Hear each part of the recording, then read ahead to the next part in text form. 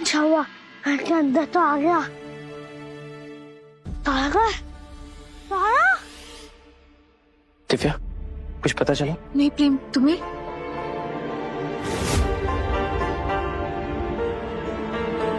प्रेम भैया, मैं कहता हूँ कि अगर बच्चों का कुछ पता नहीं चल रहा है ना तो पुलिस में जाके कंप्लेंट लिखवा देते हैं। नहीं, पुलिस को खबर लिखाए कि कछु ना हो, हमका ना उस कलौटी बिल्ली को दूर करने को उपाय खोजना चाहिए।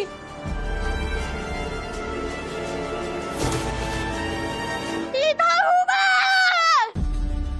अरे छोटी दादी, एक बार नीचे देख लो प्लीज।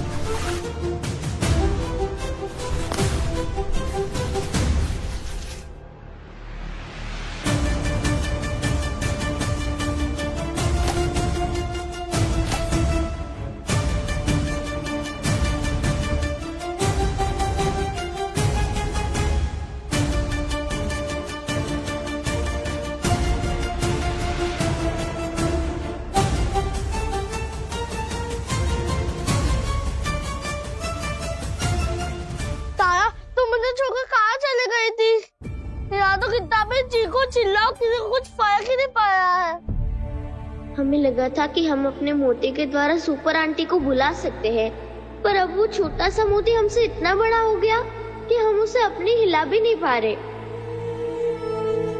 सप्पू, हमें किसी भी तरह उनके पास जाना होगा। तारा, सब लोग इधर से उधर, उधर से इधर हो रहे हैं, और ऐसे में अगर हम उनके पास गए तो कोई हमेशा हमेशा के लिए दूर ना हो जाए। सप्पू, ये लोग बहुत परेशान हैं। बस एक बार ये लोग बैठ जाए, फिर हम मम्मा और पापा के पास जाएंगे, फिर शायद कोई हमारी बात सुन ले।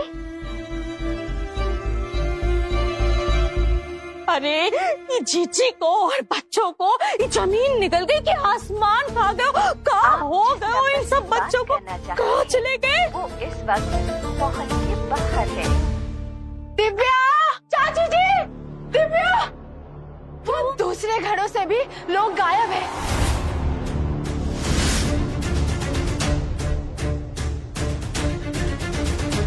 किसी को कुछ पता नहीं कहाँ गए सब।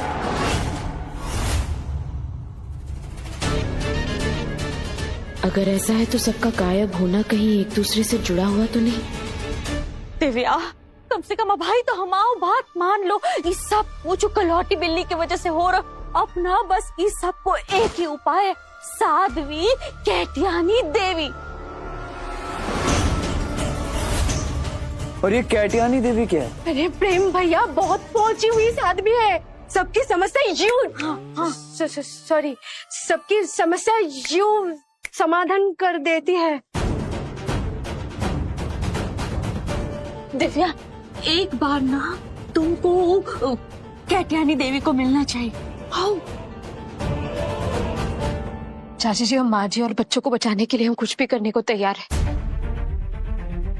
अगर उसके लिए हमें इस कैटियानी देवी को मिलना होगा तो हम मिलने के लिए तैयार हैं। सप्पू, हमें मम्मा को रोकना होगा, नहीं तो वो बिल्लू रानी मम्मा को भी हमारे जैसा छोटा बना देगी।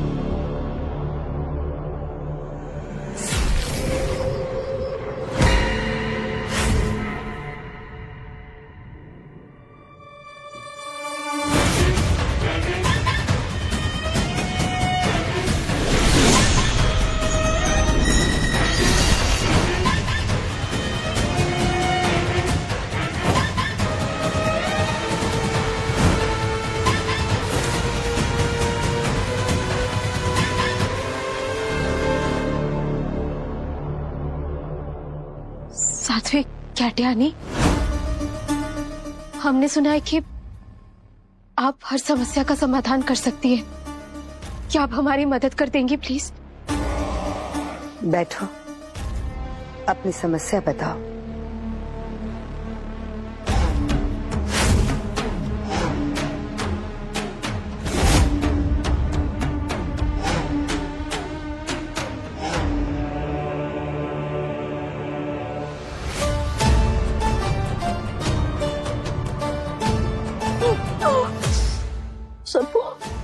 सप्पू भी तो था।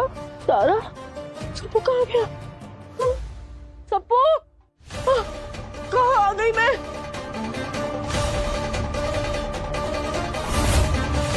साध्वी जी, हमारे बच्चे और हमारी सास कहीं मिल नहीं रही है।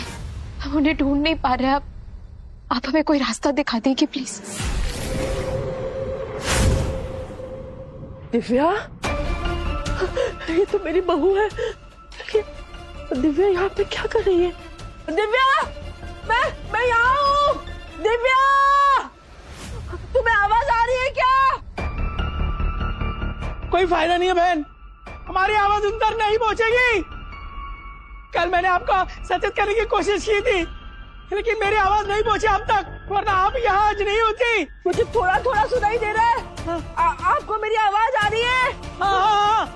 अगर हम सब मिलकर चिल्लाएंगे ना, तो हो सकता है कि सबकी आवाज दिव्या तक पहुंच जाए, वो हमारी कोई मदद कर सके। आपको समझ में आया? हाँ, समझ में आ रहा। मैं, आप सब भी सुनिए, 3 गिनने पर सब लोग मिलकर चिल्लाएंगे।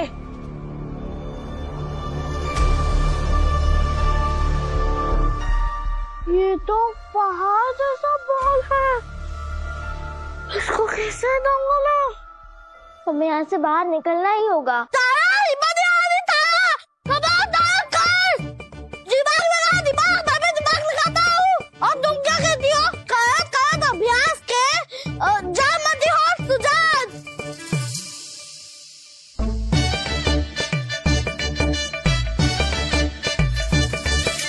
प्रयास कर निकलने का, खबरदार।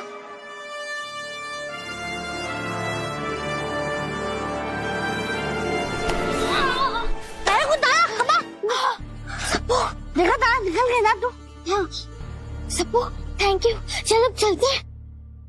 एक, तो अपने बच्चों को ढूंढ रही हो? जी, अगर आप हमारी मदद कर दे तो बहुत बड़ी कृपा हो जाएगी। 2, 8 बरस की लड़की, सवालों से भरी झोली, हर बात पे पूछे क्यों कैसे घड़ी घड़ी।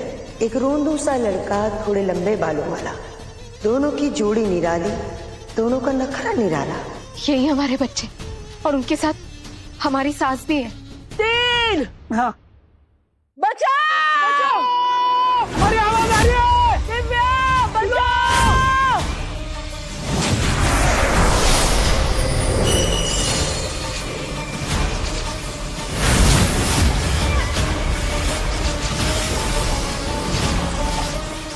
बाहर वाला इंसान तो कुछ नहीं सुन सकता, पर मैं बिल्ली हूँ, बिल्ली। फुसफुसाहट भी मुझे सुनाई दे देती है, मुझसे होशियारी नहीं।